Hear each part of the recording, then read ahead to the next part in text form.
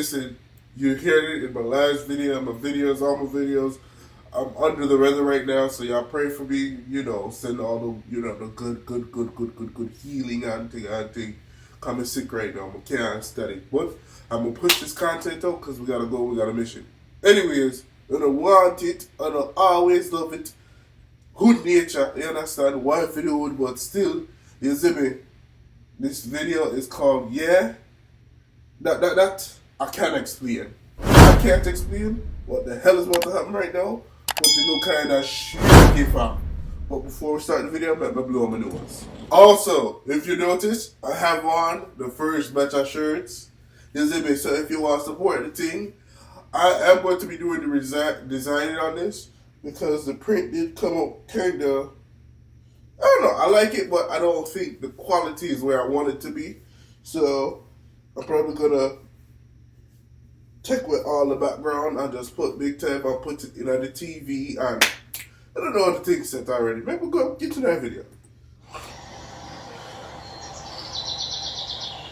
The video's fake, but what's real is the hate I have for y'all for making me watch this so many times. As you can tell from the soul-sapped eyes, those fish are dead and probably being controlled by whoever's recording like a sick corpse puppet. Fish don't move like that, and they sure as hell don't bury themselves in the sand outside the water, so they're clearly being manipulated by somebody just outside the camera shot. And after being inside the rotting carcass of two fish, even if that eel was alive, I promise you he'd be dead in all the ways that matter. Also, the guy that posted that video on YouTube also made this, and if you think the satanic fish orgy is real, then I have some beachside property I would love to sell to you. So yeah, the video's fake, everything in it's dead, including me, because witnessing this demonic deep throat killed a part of me that was hanging by a thread for many years. Long story short, clout makes people do unspeakable things, and orchestrating a dead fish hentai scene in the very much 4K is one of them. Now I'm gonna go take out my contacts for the rest of the week because I've seen more than enough. But why? Why do beavers build it? So beavers are like a happy meal of bears, cougars, and wolves, so they build lodges to keep from getting eaten. Beavers build dams to block water flow to create ponds. Despite what you might think, beavers don't live in the actual dam. Instead, they build lodges in the middle of the pond and chill there. The lodges have an underwater entrance, but the den is above water. So if a beaver ever gets pressed by like a wolverine or something, having waterside real estate means it can always escape home easily. Also, the beaver lodge is self-heating and keeps the family warm during the winter. And because beavers have been doing this for like 8 million years, now they just do it out of habit. In some places, beavers will build protective bunkers even when there's no predators like bears around. Beavers have such an urge to build dams that just the sound of running water triggers them, and they use it as a cue to make repairs on the dam and the lodge. No. Hold on, I feel so sick, I think I need to put on a mask. Shout out to King Bell Apparel, link in the description below if you want your mask. Yeah, plus the link for the shirt. Shit, look. Like seriously, if you record the sound of running water and then play it on a speaker for a family of beavers, you make them want to build. One scientist actually played the sound of running water on a loudspeaker and the beavers instinctively started building a dam over the speaker.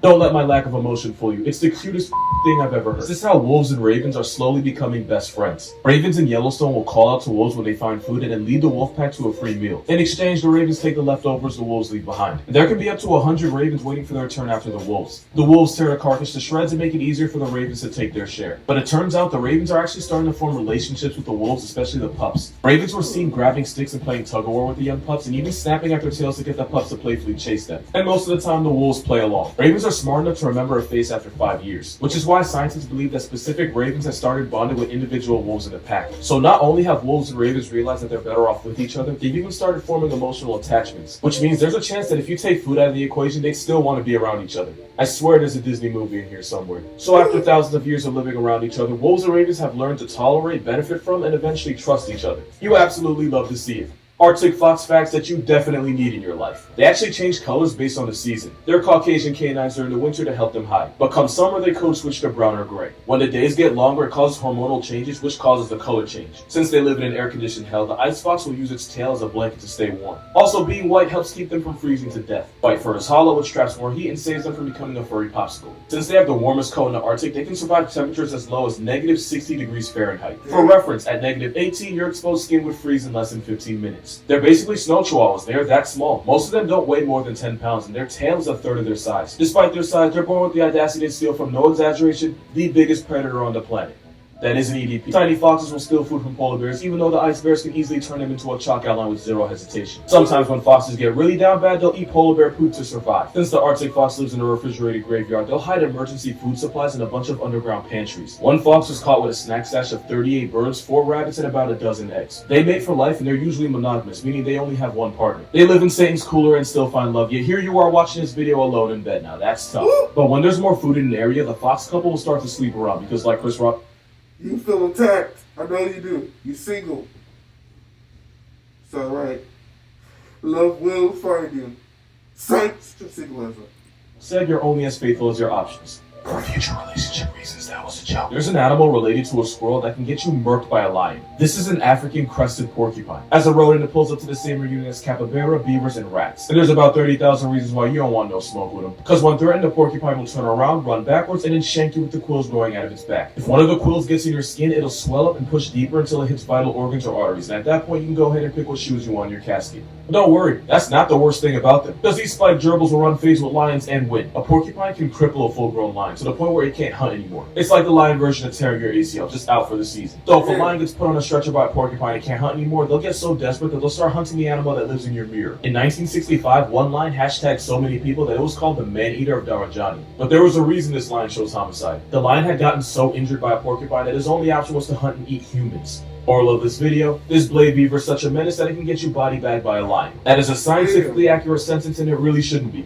So like, you know hedgehogs and porcupines aren't related, right? Porcupines are rodents, meaning they're cousins with beavers, capybaras, squirrels, and rats. You can tell because they all have the same pair of Timmy Turners. Hedgehogs actually aren't rodents, they're part of a family called Hedgehogs are part of the family Eridaceae, and their closest cousin is this guy you've probably never heard of called a gymnor. Also called a moon rat. But with a face like that, nobody really calls him. And both hedgehogs and gymnors are closely related to moles and true shrews. Then you have the echidna, who isn't related to porcupines or hedgehogs. Instead, it's a monotreme, which means Knuckles pulls up to the same family reunion as Perry. And the reason all three look so similar without being related is because this weird thing called convergent evolution. Basically, like you and your boys come up with the same answer to a test that a teacher accused you of cheating, but each of you came up with it on your own. The spiny duck, the fur cactus, and the blade beaver all came up with similar answers to the test of life.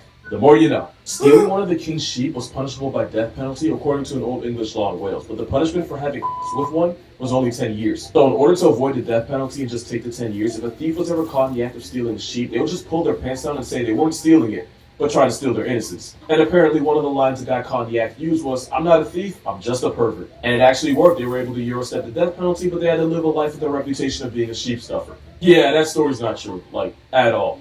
It's 100% cap, but it's one of the foulest fake stories I've ever read, so I just wanted to talk about it. Also, some guy in Wales called a police officer a sheep and got arrested, so yeah, kind of a soft spot. You know, one of the most messed up things nature ever did was cock block an innocent whale for no reason at all. So the story goes, in 1989, the US Navy picked up on a weird sound vibrating throughout the Pacific Ocean. Definitely wasn't a submarine, and scientists quickly realized that whatever was making that sound was returning to the same spot every year. They realized it was a whale, but this whale was special. This whale was calling out at a frequency of 52 Hz, where other whales like the blue whale sing between 10 to 40. Basically, imagine you had a phone with a number that couldn't call or be called by anybody. And since no whale ever called back, scientists believe this was the world's loneliest whale. Technically, blue whales are solitary to begin with, so probably not the loneliest, but definitely the horniest. Since whales like the blue whale and humpback sing to pull females. And since one blue whale wrinkleberry can weigh over 150 pounds, poor guy physically had the worst case of blue balls the world had ever seen. Leading scientists believe this done wrong whale was a result of either having damaged vocalization or being a bluefin hybrid. But some scientists believe he isn't as lonely as we thought, because even though he hits notes he has no business hitting, it's possible other whales actually can hear him. But popular opinion says his 52 Hz booty call has gone unanswered for years, which is why this whale allegedly lives in complete isolation. Long story short, basically the whale got crotch Nazi by his own voice. And BTS made a song about it.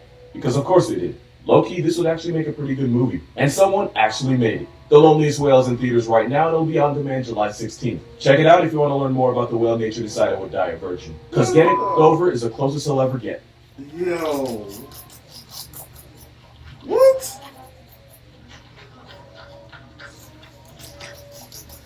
Eat from the area, yes. I mean, consume. Sorry about that.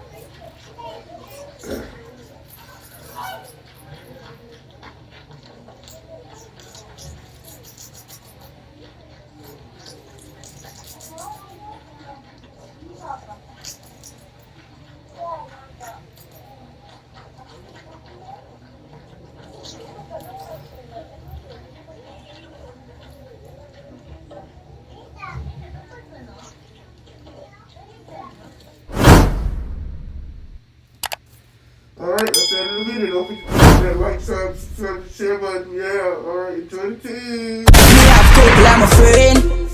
A top scam, a grab card. What make you think we go sad?